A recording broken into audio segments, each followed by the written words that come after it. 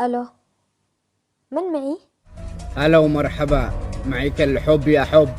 اسمعي، صورك كلهن معايا، حاولي تهدي عشان نتفاهم. كنت أحسبك ابن الناس، لكن طلعت حقير واطي. ارحمني، اعتبرني مثل أختك، أرجوك لا تفعل بي هكذا. لا هذا الخبر ما يخرج معايا ولا يأكل عيش. المهم نلتقي بكرة بالمكان اللي كلمتك عليه، تجهزي معاك $1000 وتحذفين صورك، ولا والله صورك بنشرها بالفيسبوك وأخلي أهلك يشوفوها. ألو، وينك يا حلوة؟ الدنيا حراف. إيش تشتي مني؟ اسمعي، ترى صورتك عادها إلا الحين موجودات عندي، بس هذه المرة أشتي منك $2000. قد جبت لك الفلوس، فرمت جوالك وانحذفن صوري. ها عندي 150 ذاكرة. يا حقير، أنا أوهمتك وهم فقط إنك حذفتيهن. المهم جهز الفلوس ومثل ما قلت لك وبرسل لك بالموقع. أنا كمبتز أقول لك كيف تتخلصي مني بسهولة. كمل الفيديو للآخر.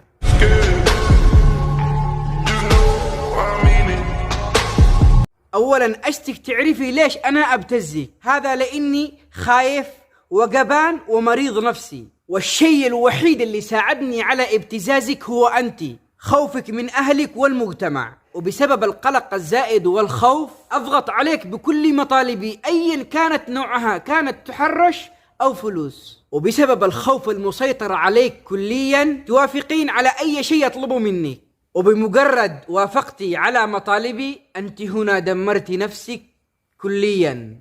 بكل بساطة أنا كمبتز مثل ما قلت لك بالأول، جبان وخايف ومريض نفسي. ركزي هنا، جبان وخايف ومريض نفسي. تدري ليش؟ لأني بابتزازك أنا مرتكب جريمة ومطلوب للقانون ومعاقب عليها قانونيا. ثانيا خايف من أهلك، بمجرد أشوفهم واقفين معاكي ويتعاونون معاكي أنا هنا تحول عندي الخوف خوفين، خوف من القانون وخوف من أهلك، لأنهم لو عرفوني من أنا ممكن يفرموني ويعملوني فحسة ويغدوا القبيلة كلها.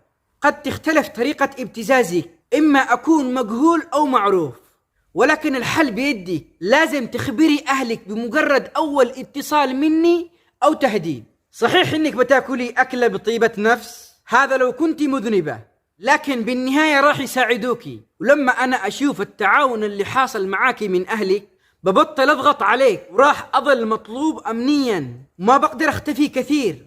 وراح يساعدك أكثر لو كنت تملكين صورة من صوري، وواحد من أهلك أو أنت شخصيا جبت هذه الصورة مع الدليل لمشهور مكافح لأمثالي، راح ينشر صورتي والكل راح يتعرف علي وراح ينبذني المجتمع حتى أهلي، والكل راح يسبني ويلعني، وبالنهاية مصير السجن. هذا الكلام لأهلك. قد تكون بنتكم مش مذنبة، غير مسؤولة، قد يكون ضاع منها الجوال، قد يكون تم تسريبها عبر واحدة من صديقاتها، أو أي سبب من الأسباب خارجة عن الإرادة. وقفوا مع بناتكم وكونوا لهن عون وسند، ودمتم في أمان الله.